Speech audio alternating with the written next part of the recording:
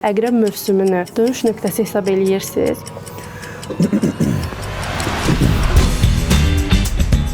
Bizdə yaxşı seriala baxmır, tamaşaçı buna baxmır. Artıq bu mövzulardan boğaza yığılmışam. Azərbaycan reallığında bizə teatr lazım deyil demisiniz. Mən niyə o mühiti, o məkanı, o havanı o insanla bölüşməliyim? Onlar kimi mikroblar ümumiyyətlə teatrdan təmizlənsə yaxşıdır. Bədbəxt insandır. Mən ona bədbəxt insan kimi baxıram. Tamaşaçını təəccübləndirən filmlər niyə çəkilmir? Bankdan evimi girov qoyub kreditə götürdüyüm pul ancaq buna çatır. Kaş ki bu serialda çəkilməsəydim dediyiniz bir rol varmı? Yox, bizdə serial yoxdur, mən istəmirəm. Bu nə montajdır, yəni gələcəkdə bu səhv eləməyəcəm. Biz Hikmət Rəhimovu 3-cü sezonda yenidən görə biləcəyimi?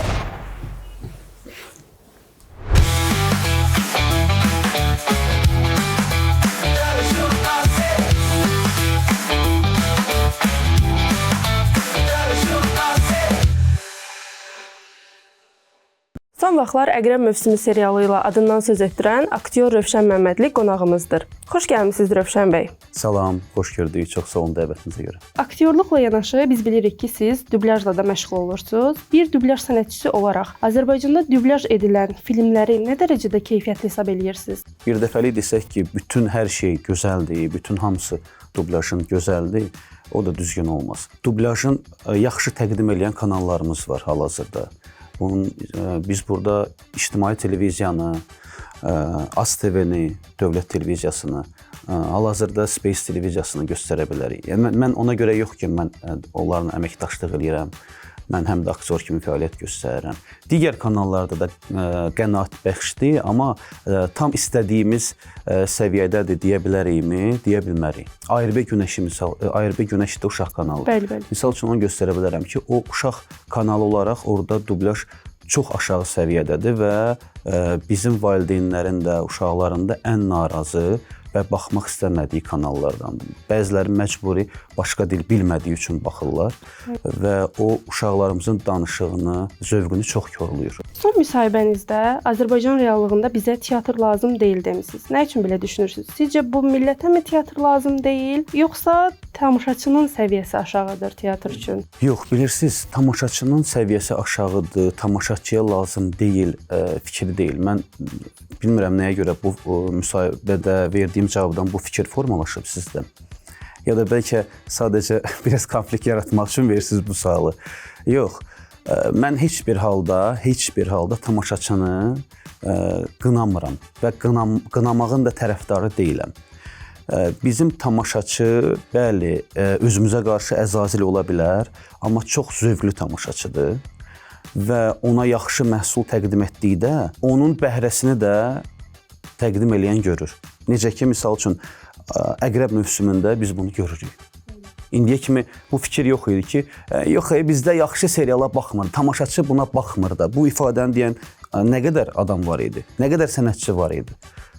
Amma deməli, ictimai televiziyanın təşəbbüsü ilə ortaya çıxan bu serial göstərdi ki, yox, tamaşaçımız belə seriala baxır. Hətta mən həmişə qeyd eləmişəm, Türkiyədə nəyə? Xaricdə yaşayan türklər, misal üçün Avstraliyada, Kanadada, Amerikada, onlar orada yaşasa belə öz ölkələrinin kanallarına baxıblar, seriallarına baxıblar. Və mən deyirəm, nəyə görə insan orada yaşasın? Uşağı xaricdə dünyaya gəlsin, çünki görməmişik də, yəni bilirsiniz necə. Orada dünyaya gəlsin və türk dilini mükəmməl bilsin, öz kanallarına baxsın, öz seriallarına, öz kinolarına baxsın. Bu necə ola bilər? O müsahibədə də mən deməyim, mən başıma gələn hadisə hardasa 22, uzağı 23 yaşım olardı təqribi. Ölkə üçün, teatr camiyyəsi üçün deyim, belə bir gözəl bir tamaşa qurulmuşdu, Əli və Hino. Və onun hansısa bir şəxsi ədavət üstündə teatrdan silinməsi, yox olunması, bilirsiniz nə deməkdir? Nədən gedə bilərdi söhbət? Yəni, bu bəlkə də mən anormal qarşılamışam, mən edirəm o yaşda. Bəlkə kapitalizm cəmiyyətində belə də olmalıdır, əzazildir qanunlar, daha da mübariz olub, irəli gedib başqa bir iş görmək lazımdır. Amma dövlət teatrlarında, yenə deyirəm, o ələbaxanlıq sistemi var ki, necə ki, bu yaxınlarda Afaq xanım müsahibəsi çıxdı, o teatr haqqında yəni məlumat öyrənmək istəyirsə, Afaq xanım müsahibəsinə baxsaz, tam təsəvvürünüz yaranacaq. Mən istəmirəm ki, elə olsun. Mən başa düşürəm ki, orada əziyyət çəkən insanlar var. onlar əziyyət çəkiblər və deyirlər bu qədər iş görmüşsə biz bu ada layiqik, bu olsun, bu olsun. Bəli, Mən müsahibədə onu özümü qeyd o edirəm. yaşda, hətta indi belə, yəni o cavan yaşında istəmədim ki, o həyatı mən keçim və hansısa bir yuxarıda dayanan vəzifədə olan bir adamla şəxsi ədavət üstündə və ya mənə qarşı olan, misal üçün inanmıram olacağına, mən əmin idim ki, mən qalsaydım o ada filan şeylərə layiq olacaqdım. Həqiqətən əmin idim. Bunu əsaslandıracaq sübutlarım da var. Amma o həyatı yaşamaq istəmədim. Nəyə görə belə olsun? Nəyə görə mən bunu əldə eləyim, mənim dostum əldə eləməsə? Mənə o pis gələcəkdi. Bilirsiniz nə demək istəyirəm? Müsahibədə qeyd edirsiniz ki, mən özüm qəbullana bilmədim ki, oturum gözləyim ki, gəlsinlər mənə ad versinlər, mənə Bəli. ev versinlər. Mən bunları Mən gözləməyəcəm. bunun uğrunda teatrda işləmək istəmədim. Bilirsiniz necə? Yəni əgər indiki müsahibələrə baxsaq görərik ki, bəli, bu insanlar əziyyət çəkiblər, filan qədər tamaşalar oynayıblar, illərini həsr ediblər, həyatlarını orada qurban veriblər. Bizdə var axı sənət qurban tələb Bəli. eləyir ifadəsi. Universitetdən bizə bunu deyirlər. Bu qurbanı necə başa düşməkdən asılıdır? Nəyi qurban tələb eləyir? Əgər qərb mədəniyyətində baxsaq kinolarında qurban o tələb eləyir ki, 2 ay ərzində 60 kilo kökəlməlidir və ya 80 kilo arıqlamalıdır, misal üçün deyirəm. Amma həyatımı qurban vermək ifadəsini mən qəbul eləmirəm. Yəni həyat bir dəfə verilib. Mən nəyə görə nəyisə görə qurban verim? Mən əminəm ki, nə vaxt bizə sistemli şəkildə, düzgün formada teatr lazım olsa, o gənclər meydana gələcək. Teatrlarla bağlı, gənc aktyorlarla bağlı ümumiyyətlə müəyyən şayələr, müəyyən iddialar deyim də, belə xəbərlər çıxır ki, filan kəsi qovdurmuşam. Səhv eləmirəmsə Hikmət bəylə də bağlı xəbərlər çıxmışdı bir ara ki, demişlər Hikmət bəy mən qovdurmuşam teatrdan. Müəyyən insanlar var ki, onlar da deyirlər ki, onlar kimi mikroblar ümumiyyətlə teatrdan təmizlənsə yaxşıdır. Bu kim deyib? Bunu deyən adamlar inanın ki, bunu deyən adam mən inanmıram ki, sənətdə, kinoda, sənət deyəndə yəni kinoda, serialda, televiziya tamaşasında, ümumiyyətlə televiziyada, ümumiyyətlə həmin o çıxdığı səhnədə özünü reallaşdıra bilən aktyordur. Mən buna inanmıram. Özünü reallaşdıra bilməyən, onun belə deyək də nakam arzuları olan bir aktyordur. Özünü tamamlamayıb və inanın ki, o psixoloji problemi var. Öz cavanlığında eləyə bilmədiyini, indi həmin o yaşlı adamlar ki var, yoxdular həyatda, korifey sənətkarlar və o qalıb sinəsinə döyən adam özünü reallaşdıra bilməyib və həmin o cavanlardan intiqam alır. Bədbəxt insandır. Mən ona bədbəxt insan kimi baxıram. Yəni ümumiyyətlə teatrlarda bu yeni məzun olanlara, gənc aktyorlara münasibət necədir? Belə elə eşitdiyimiz kimidir. Onları Bilirsiniz, teatr sektoru bu dəqiqə mənim məlumatlı və maraqlandığım sahə deyil. Yenə deyirəm, baxın, bu intriqanın, bu söz-söhbətin, bu cür cılız insanların içində və bu söhbəti yaradan insanlarına mən hamısına aid eləmirəm, yenə deyirəm. Bu söhbəti yaradan və bu adamla mən daimi üz-üzə gələcəmsə, mən niyə o mühiti, o məkanı, o havanı o insanla bölüşməliyəm? Başa düşürsünüz? Yenə deyirəm, yəni o insana üzümü tutub buradan deyirəm ki, həyat sənə bir dəfə verilib də. Get xoşbəxt həyatını yaşa. Sənin nə işin var cavanlarla? Sənin əgər Hikmətin oynayacağı rolla, o rolu sən oynaya bilməyəcəksən axı. Sən nə istəyirsən Hikmətdən və sən nə istəyirsən filan kəsdən. Bu nəyin davasıdır sən aparırsan? Bir arxana dön, bax görək neçə dənə kinoda rol almısan, neçə dənə serialda rol almısan. Səni ümumiyyətlə heç orada istəyirlərmi? Qalmısan Ərəblinskinin vaxtında gəlib 25-ci ilə çatmamısan. Bir öz problemi özündə həll elə də. Sən nə istəyirsən bu gənclərdən? Əksinə gənclərə yol aç ki, bir hava dəyişilsin. Yəni bu stəkana misal üçün suyu qoyaq və bu stəkanın suyu nə qədər burada qalacaqsa, bu iyi verəcək də. Yəni başa düşürsüz? Bu suyu dəyişmək lazımdır. Bu da gənclərdir. Necə ki biz universiteti bitirəndən sonra 22-23 yaş ərəfəsində teatra gəldik. Bəli, onda teatra gəlmək çox rahat idi. Müəllimlərimiz sayəsində filan. İndi deyəsən bu çox müşkül məsələyə çevrilib. Nə var bir neçə 100 manat maaşı artırıb. Yenə sağ olsun Afaq xanım. Nə qədər izləməsəm də, amma bu xəbərləri görəndə sevinirəm ki, Allah ona can sağlığı versin həqiqətən. Onun son müsahibəsində mən qulaq asdım. Necə canı yanır aktyorlara, necə onların həyat şəraitinin düzəlməyini istəyir. Və mən uzun müddətdən sonra özü üçün yox, öz həmkarları üçün, teatrın gələcəyi üçün, vəziyyətin düzəlməsi üçün nəsə istəyən bir sənətkar gördüm. Çox uzun müddətdir ki, elə bir insana biz rast gəlməmişik. Nə yaxşı ki, o bu sözü dedi. İndiyə kimi barmağımızı sayıb korifey sənətkarlar dediyimiz onlarla insanlara müraciət olunanda nə istəyirsən, nə lazımdır. Necə ki, o vaxt Ulu Öndər teatrlara gedirdi və aktyorlardan soruşurdu. Ancaq özləri üçün ev istəyiblər, nə bilim, nəsə istəyiblər, bağ istəyiblər, təqaüd istəyiblər. Hətta yadımdadır, biz tələbə idik deyəsən onda, bir nəfər artistlərimizdən öz üçün ev istəyəndə Ulu Öndərimiz dedi ki, axı, mən sənə hər il ev verirəm, nə edirsən bu qədər evi? Ay qurban olun, bir dəfədə, axı teatrın ağır zamanlarıdır. Sən nəyə görə teatrın bir formatını müasirləşdirmək istəmirsən? Ümumi vəziyyəti düzəltsən, tək sən ev sahibi olmayacaqsan. Hamı ev sahibi olacaq, hamının həyat şəraiti düzələcək, hamının maaşı yaxşı olacaq. Ona görə də ümumi formatı düzəltmək lazımdır. Başa düşürsünüz? Kim işləyirsə, kim güclüdürsə, yəni mən 30 il orada nizə tutacam deyə və axırda gəlib Hikmətə özə sadacam və ya nə bilim hansısa cavan aktyora söz atacam. Bu çox məntiqsiz, bu ağılsız bir hərəkətdir. Ona görə də sağ olsun yenə deyirəm Afaq xanım ki, aktyorların ən azı maaşı, teatrda olan vəziyyətdə olan aktyorların o işlədiyi ağır şəraitdə cüzi maaşının qaldırılmağına dilə gətirdi. Amma bununla problem həll olunurmu? Olunmur. Ümumi format dəyişilməlidir ki, hamı qazana bilsin. Hamı asıllıqdan qurtarsın. Yəni bu qədər. Eyni şeydə yəni digər sahələrdə var.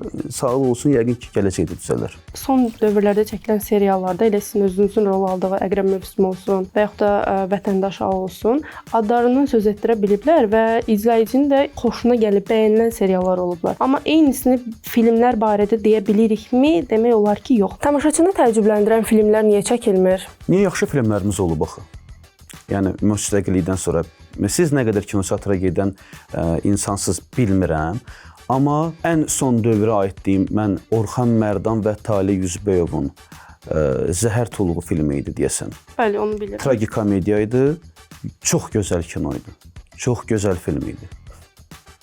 Hal-hazırda YouTube-da da var, yəni baxa bilərsiniz. Bəli, Zəhər Tuluğunu izləmişəm, onu bəyənirəm, amma məsələn ondan başqa bizim... Yox deyə bilmərik də, var. Bəli, kütləvi, niyə kütləvi deyil? O artıq başqa mövzudur. Amma yaxşı kinolarımız var. Yaxşı komediyalardan mənim yadımdadır Oğlan Evi 1 çox gözəl komediyadır. Xoxan filmi belə ilk işlərdən deyək də çox maraqlı iş idi. Deyə bilərik pisdir, yox. Emil Quliyevin Pərdə filmləri, mən burada tək olmuşam filmi çıxıb YouTube-da deyəsən sonda YouTube-a da yükləndi. Pis filmdir deyə bilərik, yox, yaxşı filmdir axı.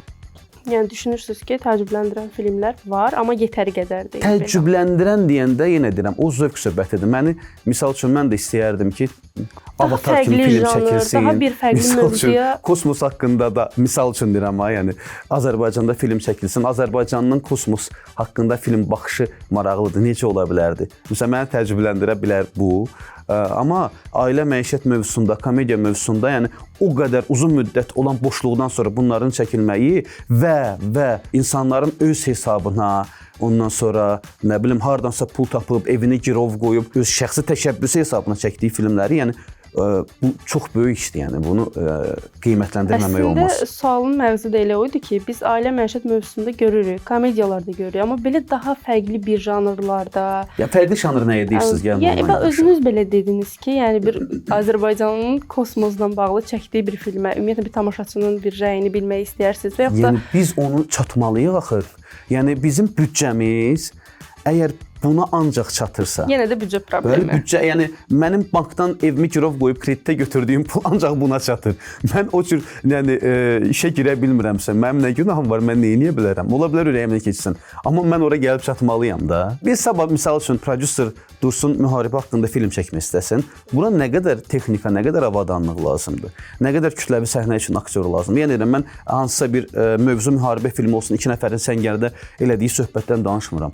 Mən bir kinodan danışıram. Buna maliyyə, yəni az maliyyə lazım deyil, kifayət qədər maliyyə lazımdır.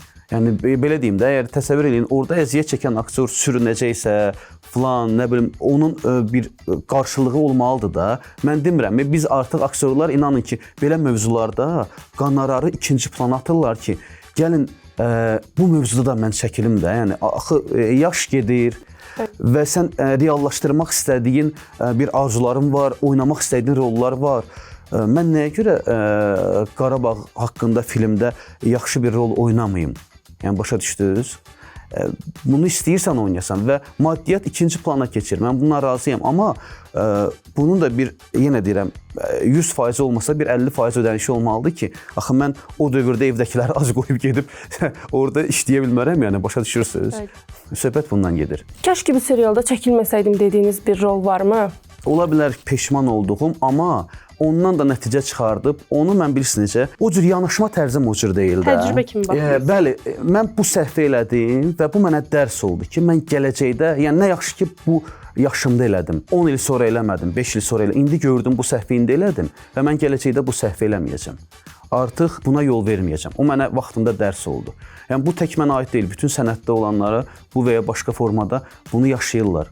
Misal üçün bir çəkilişimiz var idi. Orada mən ağlaya-ağlaya monoloq demə var idi. Mən onu, yəni belə deyək, hönkür ağlamaqla yoxdur. Yəni bir kişi ağlayanda göz yaşını necə gizlədər, necə özünü toparlayaraq saxlayıb sözünə davam eləyər formasında özüm üçün qurub və oynamışam.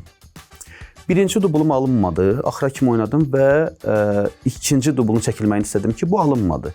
Gəlin ikinci dəfə çəkək. İkinci dublum alındı. Xahiş edirlər, üçüncü dəfə də eyni cür oynaya bilərəmmi? Dedim, hə, oynaya bilərəm. Üçüncündə çəkildi və o vaxtı çəkiləndən sonra səsləndirirdik gəlib öz yerlərimizi. Mən səsləndirməyə gələndə gördüm ki, mənim alınmayan dublumu qoyublar ora. Bəs bunun səbəbi nə idi? İndi ona gələcəm. Mən səsləndirmədim. Yəni o yerə kimi işləyib gəlmişəm. O yerdə mən gördüm ki, artıq mənim alınmayan dublumu qoyublar. Bu nə montajdır? Yəni bu alınmayan dublu mən oynaya bilmədiyim yeri necə? Yəni bu baxan tamaşaçı mənim haqqımda nə fikir formalaşdıracaq? Yəni həmin production rəhbəri gəldi, sağ olsun, yəni hörmətlə falan. Amma dedilər ki, hə, düzəldəcəyik. Sabah gələ bilərsən. Dedim, sabah yox, lazımdır. Başqa gündə gələrəm. Amma düzgün çəkilən formanı qoysunlar ora. Gəldim və zəng olundu ki, Rövşən müəllim, üzrlü sayın, maksimum dərəcədə yaxşı oynadığınız yerləri qoymuşuq. Amma orada bir deməli müdirimizin uşağı çəkilib, o qaçan səhnələr falan var, o düşməlidir deyə bəzi kadrları biz buradan qoymağa məcbur olduq. Və mən ondan sonra özümə söz verdim ki, hansısa oyun ərzində əgər mən oynayıramsa və görürəmsə bu alınmır, həmin an o dublu korlamalıyam. Yəni imkan verməməliyəm ki, axıra kimi oynayım və gələcəkdə ondan istifadə eləsinlər. Nəticədə mən pis vəziyyətdə görünüm. Misal üçün elementar bir misal çəkdim sizə. Yaradıcılığınızın dönüş nöqtəsi deyə biləcəyiniz bir serial yaxud da film olubmu? Əqrəb mövsümünü dönüş nöqtəsi hesab eləyirsiniz? Mənim çəkildiyim filmlərin içində Bəli. Kəkliyotu filmi ilə məni daha çox tanıyırlar. Amma mən ən sevdiyim film və sadəcə o filmdən sonra çox uzun müddət bir pauza yarandım. Bilmirəm nəyə görə oldu. Yəni hamı bəyəndiyi bir film idi. Hamının mənim təbrik elədiyi, yəni film idi. Niyyət filmi, Samir Kərimoğlu'nun filmi. Hələ də o filmlə bağlı xoş xatirələrim var və çox yaxşı film idi öz dövrünə görə filan. Çox yaxşı da aktyor ifası olaraq da, yəni tərifləmək mən istəmirəm, yəni ümumi hamı üçün deyirəm, yəni yaxşı idi. Mən o filmi nümunə çəkərdim, yəni. Yenə deyirəm, o biriləri pisləmirəm ha. Komediya janrında da Kəkliyotu filmi filmlərin içində, yəni məni tamaşaçıya tanıtdıran işlərin içində, yəni bu filmlər olub. Seriallardan düzdür, uzun müddət çəkilmişik. Serial artıq ölkədə çəkilən gündən. Amma bu serialların içində bəli, ən yaxşı işimiz, baxmayaraq ki, əksər seriallarda baş rolları ifa eləmişəm. Burada ikinci dərəcəli qəhrəman olsa belə, Əqrəb mövsümü serialı ən yaxşı iş hesab edirəm. Elə Əqrəb mövsümündən danışmışkən, məncə izləyicilərə də, dinləyənlərə də ən maraqlı olan nöqtələrdən biri olacaq ki, ikinci sezon bölümləri artıq yayımlanıb və demək olar bitməyinə də belə baxanda az bölümlər qaldı. Az qaldı, 5-6 seri qaldı. Bəli. Əqrəb mövsümünün 3-cü sezonu gələcəkmi və biz bu mövsümdə Hikmət Rəhimovu, yəni 2-ci sezonda Kənan obrazını görmürük və onun orada hekayəsi bizə tam anlatılmır və yarım qalıb sanki o hekayə. Əgər 3-cü sezon gələrsə, biz yenidən Hikmət Rəhimovu 3-cü sezonda görərikmi? Kənanın hekayəsini biz izləyə bilərikmi yenidən? Bilirsiniz, əslində buna mən qərar vermirəm. 3-cü sezonun olacağına. Mən istəyərdim 3-cü sezon olsun və çox istəyərdim ki, əslində Hikmət Rəhimov da olsun. Yəni bu mövsümdə də olmağını çox istəyərdim. Yəni buna mən qərar vermirəm. Buna deməli qarşılıqlı danışıb razılaşmaq lazımdır ki, yəni Hikmətlə, productionla onların danışıb razılığa gəlməyinə mən inanıram. Çox ümid edirəm ki, onlar danışıb razılığa gələcəklər və əgər 3-cü sezon olacaqsa, Hikmət də olacaq. Yəni Hikmət bizim dostumuzdur, xətrini çox istədiyimiz insandır. Tamaşaçıların da sevdiyi aktyordur. Mən onu universitet illərindən tanıyıram. Çox istəyərdik ki, əlbəttə yanımızda olsun. Yəni o demək deyil, burada yoxdur deyə biz belə olmağını istəyirik, o olmasın, olmamağına sevinirik. Yox, sadəcə danışıb bir ortaq məxrəcə gəlmək lazımdır yəqin ki. Ümid edirəm ki, 3-cü sezonda danışıqla hər şey həll olunacaq. Onu da deyək ki, Hikmət bəy də, Azər bəy də özlərini rejissor kimi də sınayıblar. Bəs siz də özünüzü bir rejissor kimi sınamaq istəyirsinizmi? Yox, mən belə bir arzum olmayıb. Belə bir şansım olub, skeçlər çəkəndə, veriliş çəkəndə, amma eləməmişəm. Yəni istəməmişəm bunu. Onun prodüser tərəfini, prodüser işini görmək mənim üçün daha maraqlı olub ki, bu heyəti bütün qayğılardan azad eləyim. İndiyə kimi işlədiyimiz setlərdə, işlərdə olan qayğıları ki bilirik. O qayğılardan onları azad eləyim. Onların həyat şəraitini maksimum yaxşılaşdırım. Bu arzum daha çox olub, nəinki onu çəkmək. Rejissor kimi hal-hazırda kinoteatrlarda olmayan Azərbaycan dilinə dublyaj var ki, demirəm uzun müddət, axıra kimi, amma bunun bir Azərbaycan dilində dublyaj olunacaq A kateqoriya filmlərin dublyaj rejissoru olmaq istəyirəm. Və tamaşaçıya göstərmək istəyirəm ki, əslində Azərbaycan dilində sevdiyiniz, rus dilində sevdiyiniz, türk dilində sevdiyiniz qəhrəmanlar Azərbaycan dilində necə ola bilər? Onun adaptasiyasını eləmək istəyirəm ki, Azərbaycan dilində onlar ona baxıb həzz alsınlar, istirahət eləsinlər. Bəli, onu eləmək istəyirəm. Amma uzun müddət ömrümün axırına kimi eləmək istəyirəmmi? Yox. Eləmək istəyirəm, ətrafımda olan, buna həvəsi olan insanları öyrətmək istəyirəm və buna iddialıyam ki, hal-hazırda məndən yaxşı eləyə bilən olmamağına belə iddialıyam. Yəni kimsə bunu bəlkə nə bilim müştəbehlik, təkəbbürlük falan kimi qəbul edə bilər. Yəni öz qüvvəmə inanıram. Sizcə Əqrəb mövsümü öz kütləsinə yetişibmi? Mən biləni serial baxışı çox yaxşıdır, baxılır. Amma yenə də elə insanlar var ki, bəli, xəbərsizdir bu serialın olmağından. Hətta birinci mövsümün olmağından belə xəbərsizdir ki, o qism insanlar maraqlanmır və artıq əlini üzüb ki, Azərbaycanda belə bir şey ola bilər və ya sədasını, adını eşidib, hələ vaxt eləyib baxa bilməyib işin gücün əlindən. Belə insanlar var. Yəni elə bir şey ola bilməz də bir kino çıxsın və bütün yer planeti ona baxsın da, yəni 100% olsun. Belə bir şey olmaz.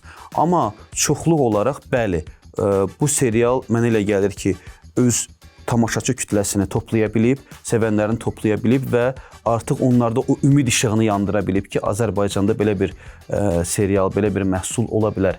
Belə bir insanlar var, istedadlı insanlar var ki, belə serial, kino çəkə bilərlər.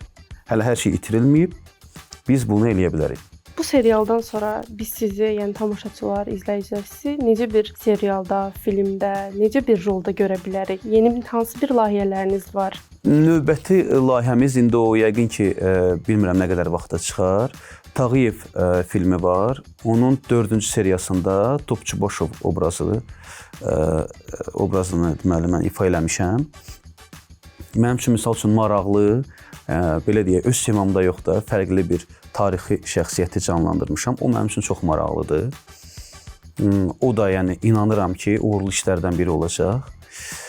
Və növbəti, yenə deyirəm, istədiyim obrazlar, istədiyim mövzular var. Amma o mövzular çəkiləcəkmi, təklif gələndə, yəni elə təklif gəlir onsuz da. Amma orada olan mövzular, çəkiliş deməli forması maraqlananda, öyrəndə ki, nə formada çəkiləcək, tələblər nədir, qonorar nədir? Əgər o məni cəlb eləmirsə, mən o işdə işləmirəm. Yəni artıq onu eləmirəm. Aktyor və yaxud da dublyaj sənətçisi olmaq istəyən gənclərə nə tövsiyələr eləyəcəksiniz? Ürəklərində bir istəkləri, arzuları varsa, bu sənətə gəlmək istəyirlərsə, bu işi görmək istəyirlərsə, gəlsinlər, özlərini sübut eləsinlər, reallaşdırsınlar. Burada olan digər problemləri artıq işin içinə girəndə görəcəklər. Mən o problemləri buradan danışıb onları nə qorxutmaq istəyirəm, nə həvəsdən salmaq istəyirəm. Real olaraq söhbət eləyəndə bunu demək lazımdırmı? Bəli. Deyirəm ki, bax vəziyyət budur. Bu vəziyyətdə, yəni biz universiteti bitirib gələndə vəziyyət daha pis idi. Amma biz sevib arzumuzun ardınca gedən insanlar olaraq gəlmişik, bu işi görmüşük. Özümüzü müəyyən mənada realizə eləmişik. İndiki gənclik mənim yanıma misal üçün dublyaj öyrənmək üçün gələn cavanlar olur. Onlar bizim qədər belə deyək, ilk girəndə maddiyyat maraqlıdır. Həm bəzən bunu pis qəbul eləyir insanlar ki, yox bu o dəqiqə pulla maraqlanır falan. Amma mən onun yenə deyirəm yaxşı tərəfini də görürəm. Ağıllıdır da bu adam. Dediyiniz həmin o Z nəsli, alfa nəsli, onların yəqin beyni fərqli işləyir. Bizə məsələn mən gələndə maddiyyat maraqlı deyildi. Mən istəyirdim ki, mənim səsim televizordan gəlsin. Yəni bunu filan aktyor bacarırsa, mən bacarmıramsa o mənim zəifliyimdir. Mən də bacarmalıyam. Mən ondan yaxşı. Yəni başqa istəkləri var idi da, bildiniz necə? Pul sonraki etapda gəlirdi. Ya ayın axırında Rövşən get qonorarın gəlib, nə pul? Pul götürdü. Başa düşdünüz? Yəni bilmirəm, yəni bu düzgündür ya yox. Yəni deyirəm, biz elə bir dövrdə olmuşuq ki, biz elə bildik ki, məktəbə gedəndə müəllim yemək yemir, ayaq yoluna getmir. Yəni o düşüncənin sahibi olan insanlar olmuşuq. Yəni indiki məsələn mən uşaqlarıma deyəndə onlara gülməyə gəlsin, necə belə düşünə bilərsən? Amma belə düşünmüşük də, bilmirəm. Mənə də maraqlıdır, niyə belə düşünmüşük? Necə olub, yəni hansı tərbiyəni almışıq ki, bütün ölkə belə düşünüb də, yəni Amma bunlar belə düşünmürlər. Real baxırlar ki, ortada nə qədər pul var? Mən bunu öyrənmək üçün 1 ilimi, 2 ilimi, 3 ilimi sərf eləməliyəm. Buna dəyərmi? Real baxırlar. Dəymir. Pul hardadır qardaş? Buradadır. Mən getdim ora. Düzdürmü? Məncə düzgündür. Yenə deyirəm, həyat bir dəfə verilib və o həyatı gözəl yaşamaq lazımdır. Çox gözəl olardı ki, sevdiyin işlə məşğul olaraq yaşayasan, arzuladığın işlə yaşayasan. Amma dolanışıq və uşaqların dünyaya gələndən sonra yoldaşın, sevdiyin, valideynlərin arzuları var ki, onları bir təminatı var ki, onları eləyəndə onların gözündə olan bir sevinci, istəklərini yerinə yetirəndə onunla da xoşbəxt olmaq olur. Bunu universitet vaxtı 18 yaşımız olanda bizə müəllimlərimiz deyəndə başa düşmürdük. Amma uzun illərdən sonra artıq ki, necə deyim, misal üçün imtina elədiyim, misal üçün teatr sahəsi. Teatrda imtina eləyib uzaqlaşandan sonra, bəli, mən bunları başa düşməyə başladım. Ailə qurandan sonra başa düşməyə başladım. Bu iş gözəl işdir, bahalı işdir, pullu işdir və dünyada olduğu kimi. Bəli. Bu sahədə işləyənlər hər şeyin ən bahalısına, ən gözəl həyat şəraiti olaraq ən firavan həyatı yaşayan insanlar olmalıdır və mən ümid edirəm ki, Azərbaycanda da bu olacaq gələcəkdə.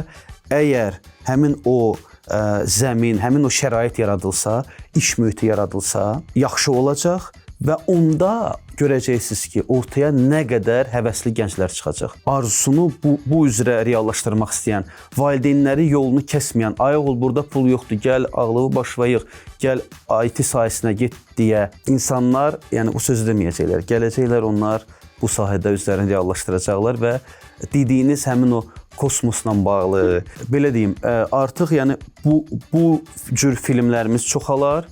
Biz də Netflix-ə nə vaxtsa yəni artıq çıxarıq. Ümid edirəm ki, əqrəbdən sonra bu arzumuz çox yaxında olar. Orada çıxarıq və beləliklə dünya bizim kinematoqrafı tanıyar, aktyorlarımızı tanıyar.